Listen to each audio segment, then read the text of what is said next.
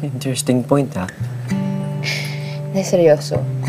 Nung pinanganak tayo, mahal tayo ng mga magulang natin, ng mga kamag-anak natin.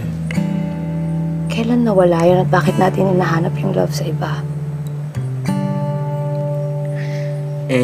Ikaw, base sa personal experiences mo, kailan nawawala yung pag-ibig?